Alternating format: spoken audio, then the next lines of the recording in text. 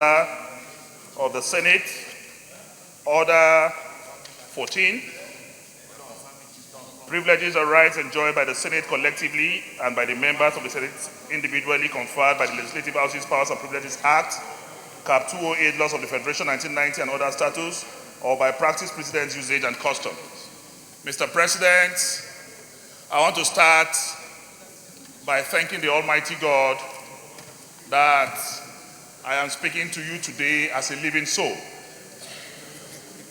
I want to bring to the notice of the Senate that I traveled to my constituency on Wednesday the 18th of July 2018, and I had programs slated for commissioning of constituency projects.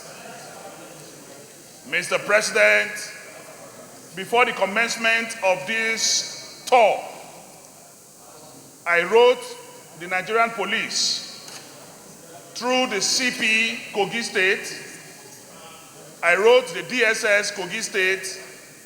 I wrote the Civil Defense in Kogi State, giving them my schedule of movement and asking for protection throughout the commissioning of all these projects. Mr. President, I wrote a second reminder letter 4 days after, seeking for protection from all the security agencies in Kogi State. The chairman of my security planning committee went to see the Commissioner of Police in person to also ask for their cooperation, protection throughout these tours. My lawyer, Ricky Taffa, SAN, also wrote the Director General of SSS, wrote the Commissioner of Police, Kogi State, wrote the DSS Director in Kogi State, asking that there is imminent threat to my programs and my life.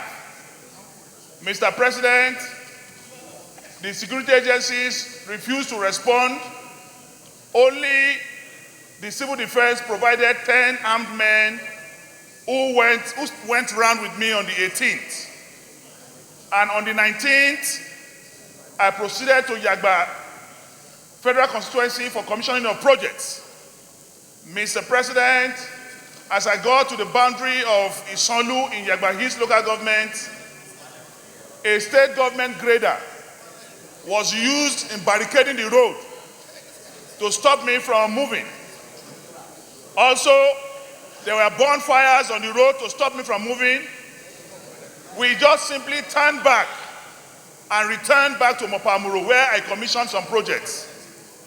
Mr. President, after the commission of projects in Mopamuro local government, I was going back to my village, Ayetoro-Gbede, when we met police trucks blocking the road. Between Yagba and Ayetoro, we met 6 military and police checkpoints, and there was nothing happened. As we just approached this police barricade in Ayetoro-Gbede, Mr. President, policemen opened fire on the convoy. My cars were riddled with bullets. I thank the Almighty God that I'm alive. I am not talking about hoodlums or assassins. I'm talking about men of the Nigerian police, led by the OC Mopol and the Chief Security Officer of Government House. I saw them. They opened fire on us. To the glory of God, we escaped. Mr. President, I haven't escaped assassination by the police. I saw the Commissioner of Police in Kogi State on TV asking that it was my convoy that opened fire on the police, with 10 armed civil defense people leading the convoy. And they gave a lie that the last ELOS on my convoy opened fire on them. But simple logic will state that if the last ELOS out of a convoy of over 20 cars opened fire on you, then my car and my backup is the second and third car, how did they get fired? Mr. President, 2 weeks ago, I raised the issue of my security in this chamber, And you, my colleagues, I want to thank you again that you took a decision that the civil defense and police provide me with security. Till this minute I am speaking, they have not responded. And a day after this incident, they went back to my house, break my gate and entered and started shooting sporadically. So as I speak to you, Mr. President, my life is in danger.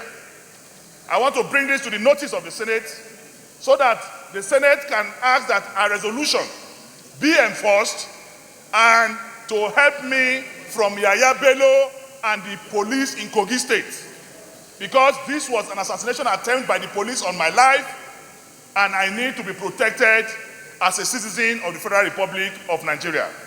Above all, this is because they want to cow some of us, they want to stop some of us from speaking, but we will not stop speaking. Our anchor is in God, and I will continue to say, the Lord is my shepherd, I shall not want. I want to bring this to the notice of the Senate so that the Senate will be aware that my life is in imminent danger. I thank you for those of you who called and prayed. God Almighty will continue to protect every one of us from militocracy and genetocratic leadership. I thank the Senate. I thank the leadership of the Senate. God bless you all.